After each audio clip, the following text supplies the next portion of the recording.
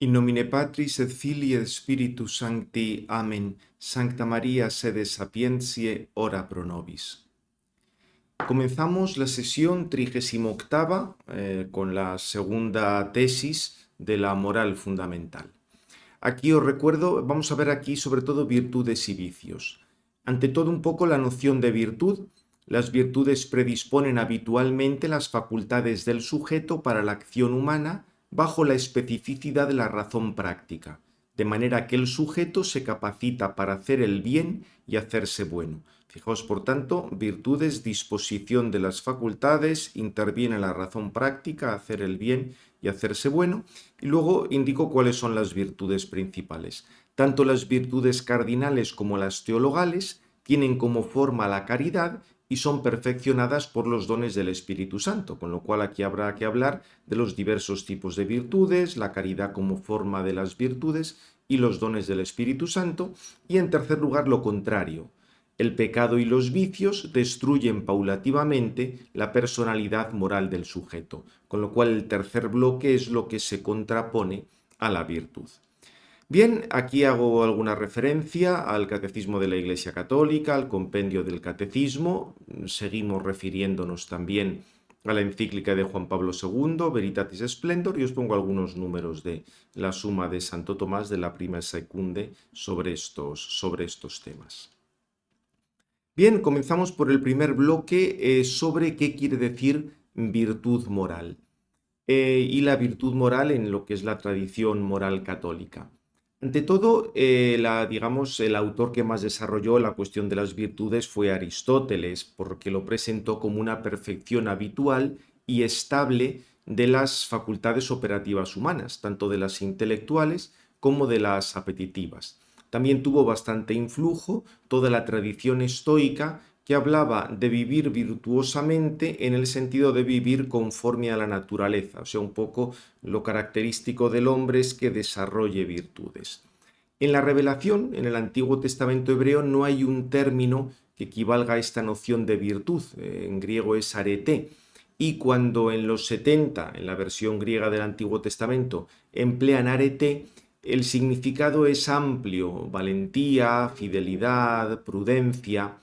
Tampoco luego es que en el Nuevo Testamento aparezca una definición o una noción de arete, pero lo que sí encontramos son bastantes catálogos de virtudes y vicios que están presentando pues comportamientos, modos de actuar que son compatibles con la vida cristiana o bien incompatibles con la vida cristiana respecto a los vicios. Y aquí va a aparecer siempre, por una parte, que hay un esfuerzo que debe realizar el cristiano para adquirir estas virtudes, pero la intervención de Dios, la intervención del Espíritu Santo, o sea, el comienzo de eso siempre va a depender de Dios. Podríamos decir que en la Escritura se nos invita a una excelencia moral, y esto los primeros cristianos lo valoraron mucho, contraponiéndose a la inmoralidad del mundo pagano, pero no desarrolla un poco lo que sería la reflexión sobre el tema de adquirir unos hábitos estables. Eso va a venir después, no es que lo excluya, pero simplemente indica como ese objetivo de la excelencia moral. San Agustín ya sí que dio un paso importante al presentar la virtud como una buena cualidad del alma para vivir rectamente, que no puede ser usada para mal y es Dios quien la produce en nosotros. Se empleó esta noción para referirse a la fe, la esperanza y la caridad, y también otros modos de actuar del cristiano, otras cualidades éticas, como por ejemplo la justicia o la templanza, que tenían que estar unidas a las anteriores. Alguien que diga tener fe, esperanza y caridad y no tenga justicia, pues obviamente eso no es así. Por otra parte, el magisterio de la Iglesia ha hecho bastante uso de la noción de virtud y Santo Tomás articula la mayor parte de su enseñanza moral en torno a la noción de virtud. Así que vamos a profundizar un poco ahora en ella, la noción de virtud moral.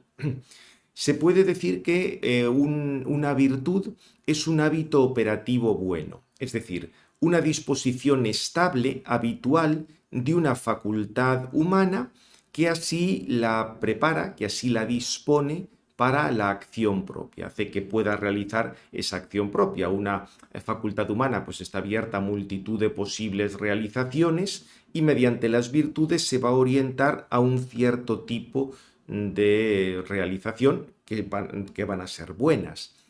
Si hablamos de virtudes, por tanto, tenemos presente la complejidad del hombre. Hay multitud de facultades, pasiones, etcétera, que deben ser perfeccionadas y ordenadas. En el caso de la razón, tendríamos virtudes intelectuales que la perfeccionan tanto en su aspecto especulativo, se hablaba clásicamente de un hábito de los primeros principios y luego hábitos primeros principios tanto especulativos como morales, la consideración de las causas más altas, que sería la sabiduría, o la ciencia, cuando se estudia rigurosamente algunos aspectos concretos de la realidad. Eso sería, diríamos, perfecciones en el campo especulativo y, por tanto, virtudes en ese sentido, pero también virtudes en el campo práctico.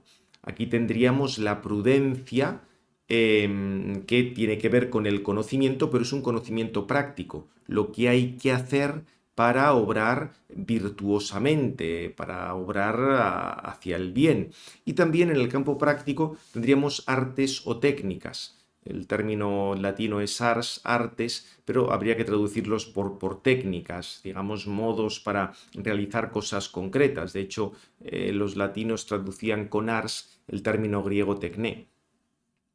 Bien, estos hábitos, o sea, esto que son hábitos del entendimiento, tanto especulativo como práctico, de por sí no aseguran su recto uso, solo la prudencia, porque la prudencia sí nos habla de la razón práctica que se va orientando a hacer el bien. Ahí sí que la prudencia tiene que ver con el recto uso, pero fijaos que las técnicas pueden utilizarse para hacer cosas buenas o para hacer cosas malas, o unas cosas aplicarlas al bien y otras aplicarlas al mal.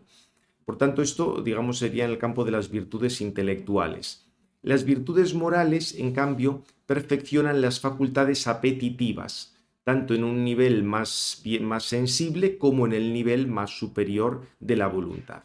Tendríamos la prudencia, que ya hemos visto que está, la prudencia es que está como entre lo especulativo y lo apetitivo, porque la prudencia se va a ocupar del juicio práctico, va a ocuparse de la razón práctica y por eso se va a considerar virtud moral, porque se orienta, o sea, aunque está en la razón práctica, pero tiene que ver con que luego la voluntad elija rectamente, por eso se considera moral.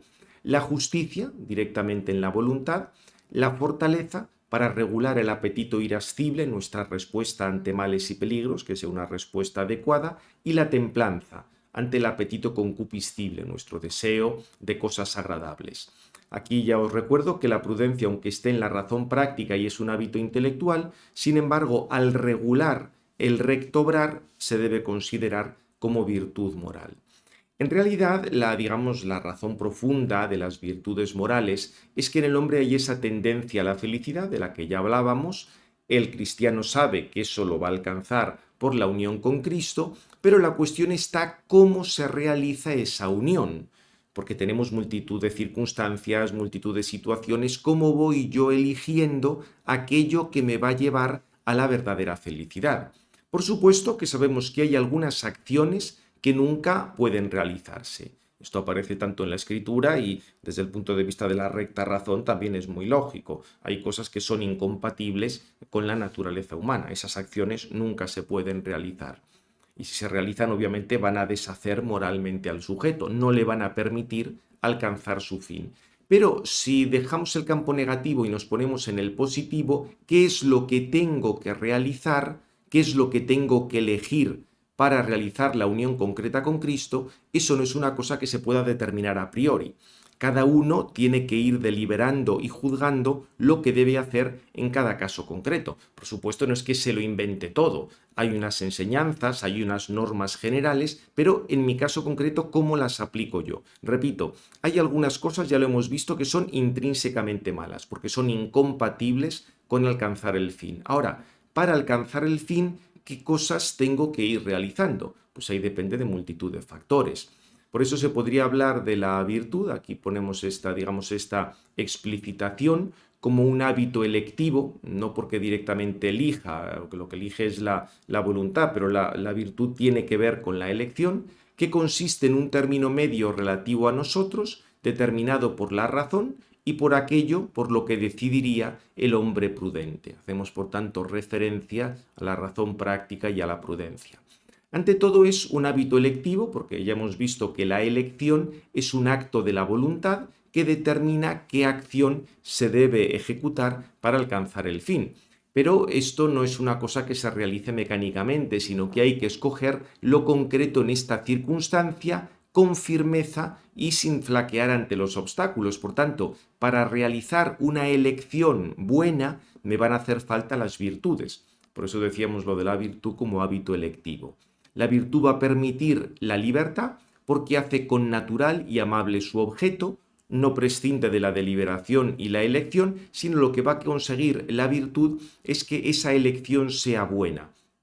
Si una persona pues está acostumbrada, pues no sea ante peligros a responder con fortaleza, cuando venga esa situación va a elegir lo que es correcto porque, digamos, ya tiene esa disposición. Por otra parte, lo que hemos dicho del término medio. Es un término medio porque el acto electivo, sobre todo hablando respecto a los afectos sensibles, el apetito sensible o irascible, tiene que estar adecuado por la recta razón, sin dejar que sobrepase, por ejemplo, que haya una reacción muy airada y nos liemos a tortas con cualquiera que nos diga o cualquier cosa, o que nos quedemos atrás, o que no llegue a la medida adecuada. Por eso lo del término medio. Tenemos que buscar dentro de los diversos extremos que pueda tener esa pasión o esa emoción, cuál es el adecuado para esta situación mía aquí y ahora. Y en este, digamos, para que esto se realice, va a tener que intervenir la prudencia. Por eso esa referencia que hacíamos a la prudencia, porque la prudencia indica la medida en la cual debe actuar la voluntad, las pasiones o emociones. La prudencia tiene que valorar todas estas cosas. Obviamente, tanto la revelación como la enseñanza filosófica clásica daban una enorme importancia a la prudencia. Es cierto que hay matices entre unas explicaciones y otras, pero creo que la idea es muy clara. O sea, orientar nuestra elección para que sea aquello que nos va a llevar en estas circunstancias al fin, con este tema de la moderación que hemos dicho antes, de los afectos sensibles, ese término intermedio, etc. Fijaos que las virtudes son fundamentales para la vida moral. Yo puedo tener un conocimiento general de la moral, pero para que eso luego lo aplique en la práctica, debo tener virtudes, si no, no voy a acabar realizando en concreto ese bien moral. Y por tanto, ya con eso llegaríamos al tercer bloque, perfeccionamiento habitual de la elección mediante las virtudes. Para poder elegir correctamente, obviamente tenemos que tener un fin recto. Si no hay un fin recto, no vamos a elegir bien. Y tenemos que eliminar los obstáculos que se oponen a esa intención buena, a esa intención del fin. El egoísmo opuesto a la justicia o el desorden de los apetitos sensibles que se oponen a la fortaleza y a la templanza. Por otra parte, hay que determinar las acciones mediante las que se puede alcanzar ese fin virtuoso aquí y ahora y superar esos obstáculos de las pasiones desordenadas, y así se consigue que la voluntad y los apetitos actúen según el juicio de la prudencia, con lo cual tenemos una elección recta, con lo cual, como veis, están interviniendo para la elección recta tanto las virtudes morales como también la prudencia. Necesariamente debe intervenir la prudencia. En ese sentido es un poco lo que os pongo al final de esta página. En toda virtud moral hay una dimensión intencional que da el deseo de actuar conforme a esa virtud. Por ejemplo, la justicia. Yo tengo el deseo, yo tengo el deseo último de conseguir la felicidad. Sé que la felicidad está en Dios y para esto tengo que buscar la justicia. Tengo que tener la intención, que no es intención última, sino una intención ya más cercana, de dar a cada uno según lo que le corresponde. Pero junto con esa intención, dar a cada uno lo que le corresponde, que eso me lo va a asegurar la virtud de la justicia, tengo que ir eligiendo. Y aquí podríamos hablar de dos momentos. La prudencia determina qué exige la virtud en esta ocasión.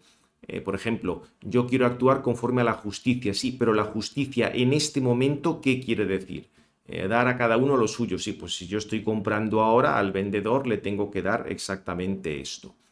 Y después vendría diríamos, la realización, o sea, la virtud facilita lo que ha indicado la prudencia. Yo tengo que dar esto que es justo, estoy ya acostumbrado a dar lo justo, aunque me conlleve cierto sacrificio. Me gustaría pagar menos para tener ese dinero yo para otra cosa, pero al final doy aquello que es justo.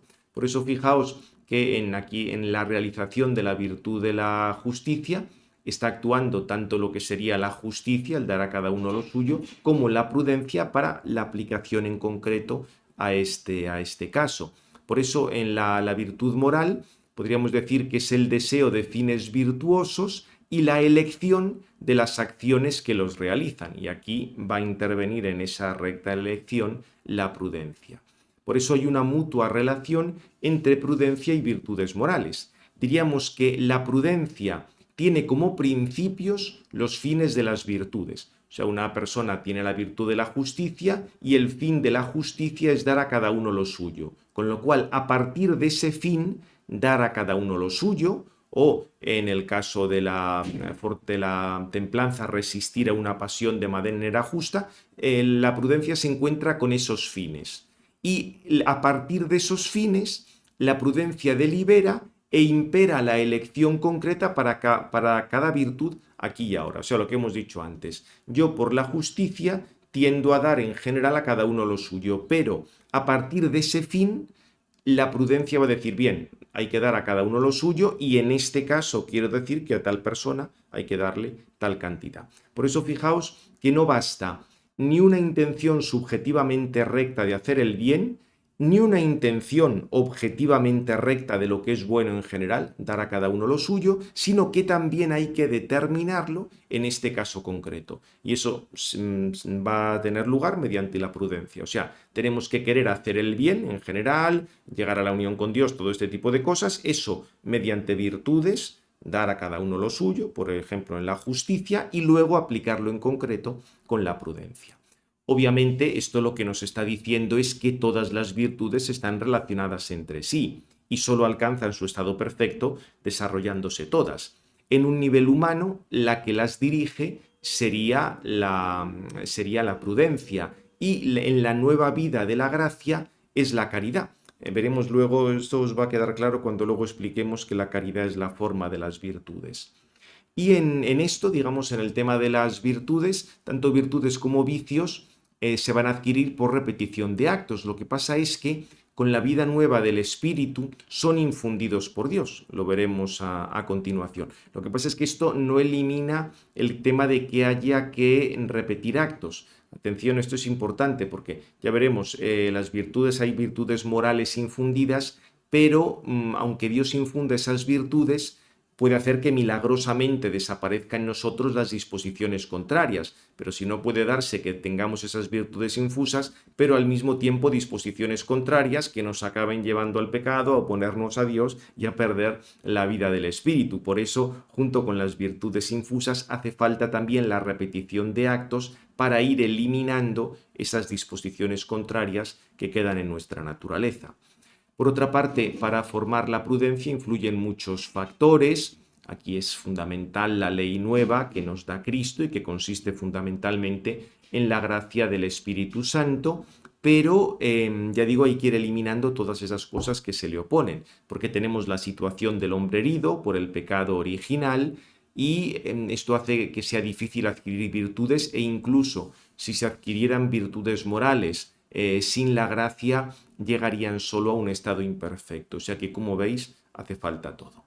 Bien, pues dicho esto, que era un poco más amplio sobre la presentación de la virtud, vamos a hablar de las virtudes cardinales y teologales. Ante todo, lo que serían las virtudes morales, las virtudes cardinales. Tenemos la prudencia, que es la virtud que dispone la razón práctica a discernir el bien verdadero, en este caso, elegir los medios para que se realice. O sea, no simplemente hacer así un juicio, hay que hacer aquí tal cosa, sino no, haz tal cosa, o sea, tenemos ya que realizar tal cosa. Y va a indicar a las otras virtudes su regla y su medida. De hecho, lo que se denomina el juicio de la conciencia realmente es lo que viene de la prudencia.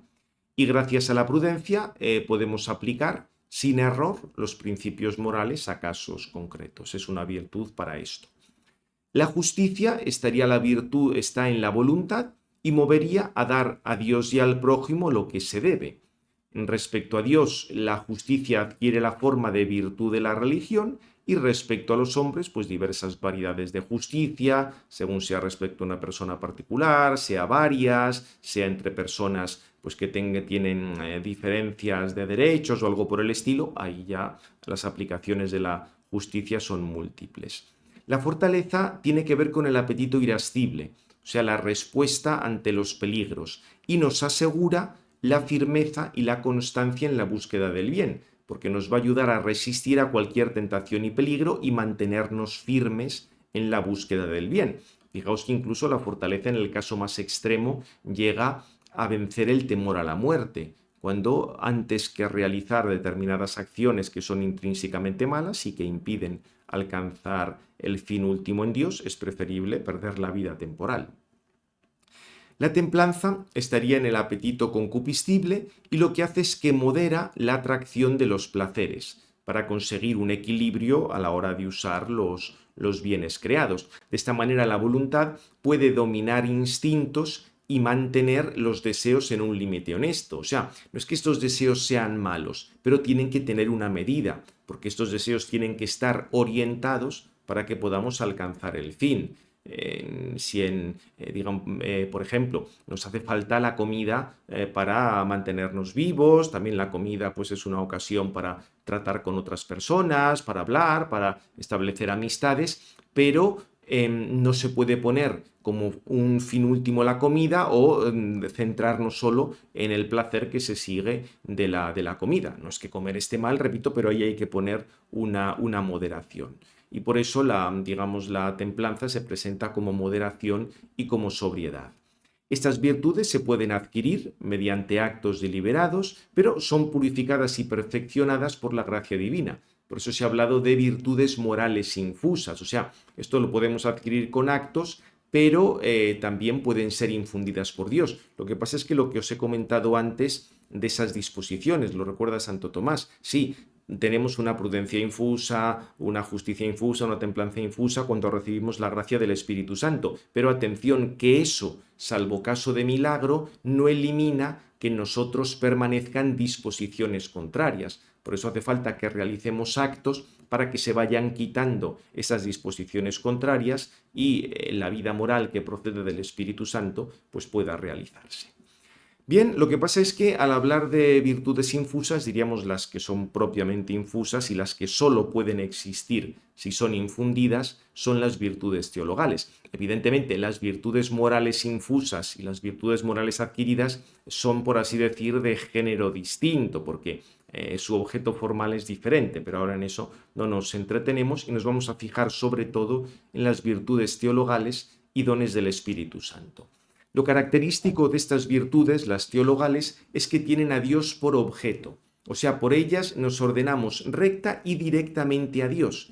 Y esto la diferencia de las morales e intelectuales, porque las virtudes morales e intelectuales se refieren a algún bien que puede captar la razón humana de una manera proporcionada. Estas, en cambio, se refieren directamente a Dios. Fijaos que incluso la virtud de la religión, de la que hemos hablado antes, es la justicia respecto a Dios, o sea, aquellos actos que tenemos que realizar para reconocer a Dios. Pero esa virtud de la justicia referida a Dios, la religión, se refería más a los actos que realizamos, mientras que estas otras virtudes se orientan inmediatamente a Dios. Lo vais a ver.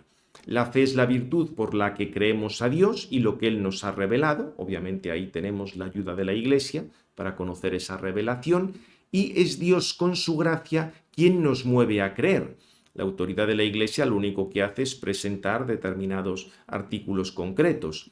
Y la razón nos muestra o puede mostrarnos como un paso previo que lo que creemos no es absurdo, aunque no lo pueda probar. Y luego esos contenidos concretos están en los artículos de fe. Esto ya lo habíamos visto en la tesis que tenía que ver con la revelación. Pero fijaos que el objeto de la fe es Dios, porque conocemos a Dios, aunque sea mediante una serie de proposiciones, y es Dios mismo el que actúa en nosotros por la fe para afirmarlas. con lo cual ahí esta virtud se está refiriendo directamente a Dios. En el caso de la esperanza, digamos, la esperanza ofrece al cristiano la tendencia a su fin. El fin es Dios, orientado y movido por el mismo Dios. O sea que en ese sentido, el objeto primero y principal de la esperanza es Dios en sí mismo, nuestra bienaventuranza objetiva, entendido como el bien supremo que tendemos a poseer, pero además con la ayuda del mismo Dios. O sea, en el tema de la esperanza tenemos aquello a lo que tendemos, que es el mismo Dios, virtud teologal, se refiere a Dios tal cual es, para alcanzarlo con la ayuda del mismo Dios. O sea que tanto el objetivo como la manera de alcanzarlo es Dios. Y la caridad es una forma especial de amor a Dios, también está en la voluntad, pero aquí ya no es tanto tender a Dios para alcanzarlo como fin último, como una amistad con Dios. Y la amistad conlleva el intercambio de bienes entre amigos, una respuesta, una redamación mutua, una cierta equiparación en aquello que se está compartiendo. Fijaos que lo que comparte Dios con nosotros es la felicidad. Por eso, con la caridad compartimos esa amistad con Dios, compartimos los bienes divinos, por eso Dios nos da esa participación de su naturaleza divina por la gracia, etc. Por la caridad amamos a Dios sobre todas las cosas y al prójimo como a nosotros mismos por amor a Dios, lo cual se extiende hasta el amor a los enemigos. Evidentemente, no el amor a los enemigos en cuanto enemigos, no es que tú quieres que el enemigo siga siendo eternamente enemigo, ¿no? Lo que quieres es que deje de ser enemigo, que también reconozca a Dios y que también entre en esa amistad con Dios. Mientras estamos en este mundo, cualquiera puede convertirse y por eso el amor a Dios se extiende también a los enemigos. Obviamente no se extiende a los demonios o a los condenados del infierno o cosas de estas. Bien, y ya por último hablar de los dones del Espíritu Santo, que son unos hábitos infundidos por Dios, mediante los cuales el hombre está más dispuesto para recibir la inspiración divina. Gracias a ellos se secundan mejor las mociones divinas. Se ha hablado de 7 dones: sabiduría, inteligencia, consejo, fortaleza, ciencia, piedad y temor de Dios. Los frutos serían perfecciones que forman en nosotros el Espíritu Santo. Obviamente siempre colaboramos. Serían como primicias de la gloria eterna. La tradición ha reconocido 12, según el texto de Gálatas, tal como lo tradujo la Vulgata. Y ya para cerrar esto de las virtudes, recordamos que la caridad es la forma de las virtudes. La caridad es una virtud concreta que nos orienta al amor a Dios en cuanto tal. No es que la caridad sustituya al resto de las virtudes, cada una ya hemos visto que tiene su objeto, están en diversas potencias del hombre, pero la caridad es forma en cuanto que orienta a las otras virtudes. Fijaos que para ejercitar las virtudes se requiere la moción de la voluntad, pero lo que perfecciona la voluntad, lo que orienta la voluntad, es ese amor hacia Dios con esa amistad a Dios. A partir de esa amistad con Dios, diríamos, toda la vida moral está correctamente ordenada. Por eso se dice que la caridad ordena todos los actos de las virtudes al fin último. O sea, la caridad forma de las virtudes, quiere decir que la caridad está orientando hacia el fin último, al amor a Dios, a todas las virtudes. Sin esta ordenación de la caridad, las virtudes solo podrían alcanzar bienes muy parciales e imperfectos. Fijaos que la fe o la esperanza, aun siendo virtudes infusas, sin la caridad estarían muertas. No dejarían de ser, seguirían siendo sobrenaturales, pero si alguien pierde la caridad, esa fe no le va a llevar a la vida eterna. Obviamente hay que mantener la fe para poder recuperar la caridad, pero lo que orienta todo a la vida eterna es la caridad. Bien, y pasamos ya al tercer gran bloque, los pecados y vicios que destruyen la personalidad moral.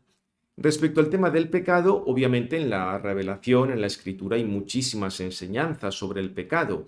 Y la idea de fondo es que el pecado no es un simple error ético, una ignorancia, sino una oposición del hombre al amor paterno de Dios. De hecho, en el Antiguo Testamento, ya en el Génesis 3, cuando aparece el primer pecado, se ve una oposición al designio de Dios, no tomar de aquel árbol, o en general la infidelidad a la alianza, que aquí no es simplemente un quebrantamiento de normas, sino que al quebrantar la norma hay una oposición a quien ha comunicado esa norma. Los evangelios, en los sinópticos, queda claro que Cristo viene a librar al hombre del pecado, un pecado que comporta el alejamiento de Dios, aunque luego puede, digamos, ese alejamiento puede adquirir muchísimas formas. Fijaos que el pecado no es solo una mera acción exterior, sino que es que está unida a una mala voluntad, y para recibir el perdón del pecado tiene que darse el arrepentimiento. Para que se realice el perdón del pecado, esto nos lo explican tanto San Pablo como San Juan, hay que acoger a Cristo, creer en Él, que Él nos transforme para que el hombre así llegue a ser una nueva criatura y por supuesto que tenga un comportamiento conforme a lo que Cristo ha dicho.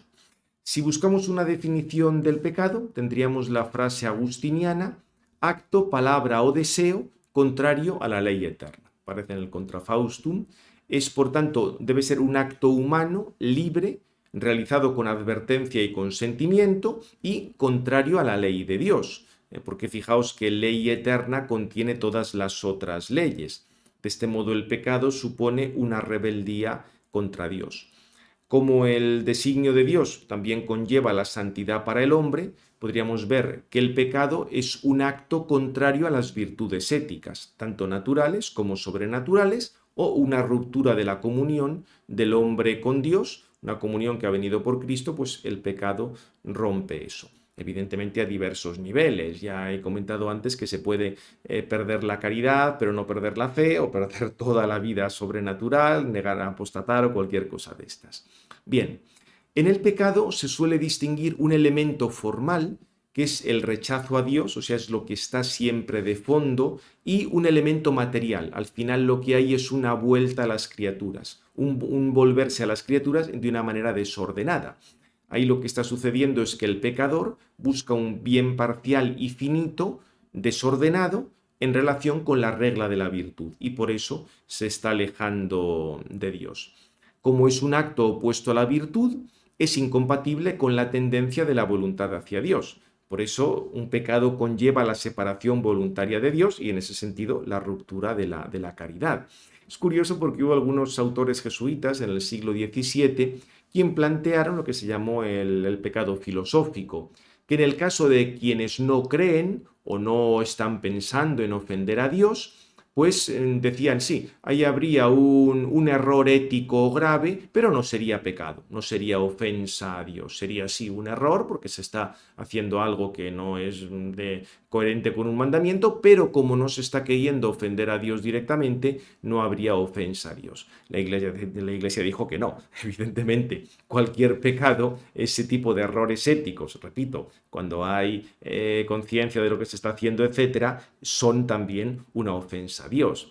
Y el motivo de esto es que no es solo que Dios sea el fundamento del valor moral, sino que es que el mismo valor moral se presenta con un carácter absoluto e incondicional, y esto depende en última instancia de Dios. O sea que, diríamos, es como si ese carácter tan fuerte del mandamiento es como si fuera un representante de Dios. Tiene toda su fuerza porque depende de una ordenación natural que en última instancia depende de Dios. Por eso su violación es ofensa a Dios, aunque no se piense explícitamente a Dios. Si no, fijaos, caeríamos en lo de las cosas de la opción fundamental. No, como yo no estoy queriendo aquí ofender a Dios, aunque haga exactamente lo que Él me ha dicho, pues no le ofendo. Es como si dices, no, yo a una persona roba a otra 3.000 euros, no, pero yo a usted no quiero ofenderle, simplemente es que me quedo con sus 3.000 euros. Evidentemente todo esto es muy poco serio.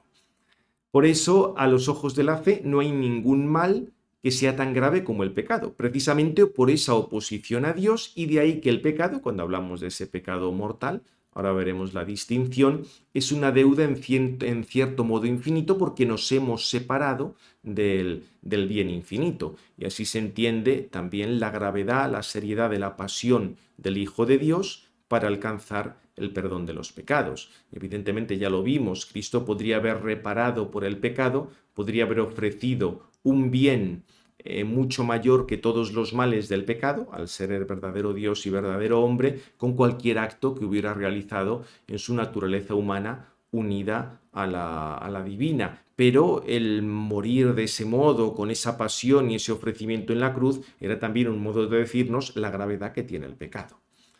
Bien, pasamos ahora a la división de los pecados. Aquí el magisterio de la Iglesia ha recordado, a partir de textos de la Sagrada Escritura, la distinción entre pecados mortales y veniales.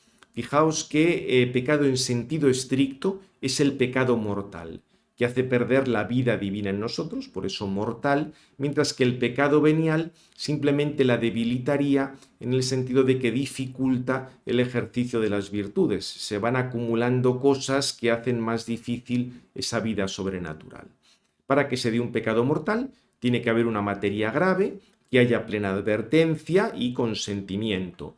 Hay algunas materias, por ejemplo el honor de Dios o la defensa de la vida, se habla de una gravedad ex toto genere. Ahí no puede haber una pequeña cantidad de materia, o sea, no es que haya una blasfemia leve o un asesinato leve, no, eso tiene siempre gravedad. Asesinato quiero decir, me refiero al asesinato de un inocente, la muerte de un inocente. Mientras que en otras, siendo grave, por ejemplo, el robo puede darse por gravedad de materia. Si solo se ha robado 50 céntimos de euro, pues tampoco es que eso sea así muy grave. Es cierto que algunos autores han querido sustituir esa división mortal-venial por una tripartita, mortal, grave, venial. Para ellos el mortal solo se daría pues, cuando hay una decisión irrevocable y definitiva contra Dios, como una apostasía formal o algo así, y que además de hecho nunca se daría. Mientras que el grave sí, podría ser un desorden en la vida moral, pero como la libertad es tan débil y no es una decisión irrevocable, pues tampoco sería para tanto. En realidad, con esto fijaos que volvemos un poco a lo del pecado filosófico que decíamos antes. Estos autores no quieren aceptar que todo acto grave supone una decisión contraria al absoluto y tiene un carácter definitivo. Por supuesto que en esta vida, aunque se haya decidido eso, siempre cabe la posibilidad del arrepentimiento y la penitencia, pero ese acto en cuanto tal se está oponiendo al absoluto. Y por otra parte, cuanto más afianzado está el cristiano en la vida sobrenatural, será más difícil que cometa un pecado mortal. Pero en esto ya la Escritura nos advierte que tenemos que estar siempre vigilantes, porque aunque es más difícil, cuando ya hay toda una vida de virtudes, etc., siempre es posible, diríamos, caer en ese pecado. Y desde luego no cabe un estado intermedio entre poseer la vida eterna y perderla por el pecado mortal. O el pecado es mortal o no es mortal, no hay una cosa intermedia.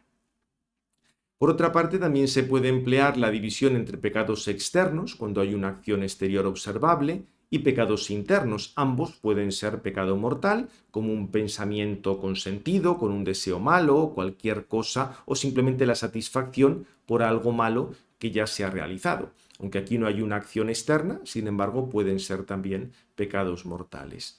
Y se puede hablar de pecado social en el sentido de que todo pecado afecta a la sociedad, solo que algunos tienen mayores consecuencias sociales e incluso situaciones colectivas que inducen al pecado. Fijaos que aquí tendríamos las clásicas enseñanzas que ya están en el Evangelio respecto al escándalo, al dar ejemplo de pecado, que es como ir llenando el camino de obstáculos para que tropiece la gente. La responsabilidad de por sí es eminentemente personal, pero lo que hacemos puede tener consecuencias para otros. La misma Escritura nos habla de esa dimensión social de muchos fenómenos morales y también la necesidad de una respuesta social al pecado. Fijaos que puede darse el caso de leyes injustas ante los cuales los cristianos deben oponerse. Ahí tendríamos un pecado que tiene que ver, que es de tipo, o sea, una dimensión social, porque es una ley, afecta a todos, a la cual hay que oponerse. Y por último hablamos de los vicios como causas y efectos del pecado. Obviamente la causa del pecado está en la misma criatura libre que lo comete. La causa próxima sería la malicia de la propia voluntad y una causa remota la defectibilidad de la criatura o el desorden moral general que han producido otros pecados. Fijaos que en ese sentido las consecuencias del pecado original también son causa remota de los pecados actuales. Más en concreto, tenemos los vicios como hábitos operativos moralmente malos, serían como lo contrario de la virtud, y van a desarrollar en los diversos planos del hombre, tanto el intelectual como el afectivo, lo de las virtudes, pero aquí al revés, en lugar de hacer el bien, hacer el mal. Y van a ayudar a consolidar modos erróneos de juzgar, de apreciar las cosas, que habitualmente se elija mal, y eso se ha adquirido a base de pecados y son origen para ulteriores pecados. Se habla de vicios y pecados capitales en cuanto que son fuente de otros pecados, pues la vanagloria, la avaricia, la lujuria, la gula, la lascivia, la pereza, la envidia o tristeza por el bien de otros, la ira o rechazo violento ante la contrariedad. Todo esto da lugar a muchos pecados y sobre todo la soberbia, que sería la raíz de todo pecado, ex parte aversionis. Acordaos, lo formal del pecado era el alejamiento de Dios. La raíz última de ese alejamiento sería la soberbia, y el amor desordenado a sí mismo y la avaricia sería la raíz de los pecados ex parte conversionis, por parte de buscar pues bienes relativos como si fueran el bien absoluto. También por último tenemos la tentación, que sería una instigación al mal moral que se propone bajo apariencia de bien para engañar a la voluntad. Y aquí tenemos la enseñanza bíblica de ver el origen de esa tentación en el mundo en cuanto pervertido por el pecado, no el mundo en cuanto materia física, el demonio y la carne, que sería como la concupiscencia, como una inclinación interior al mal y ese desorden que procede del pecado original. Obviamente, con la ayuda de la gracia es posible vencer a las tentaciones, aunque se debe luchar con prontitud, adquirir virtudes, no exponerse voluntariamente a ellas. Consentir a la tentación ya sería pecado, el sentirla simplemente no sería pecado. Con esto terminamos. Gloria al Padre, al Hijo y al Espíritu Santo, como era en el principio, ahora y siempre, por los siglos de los siglos. Amén. En nombre del Padre, del Hijo y del Espíritu Santo. Amén.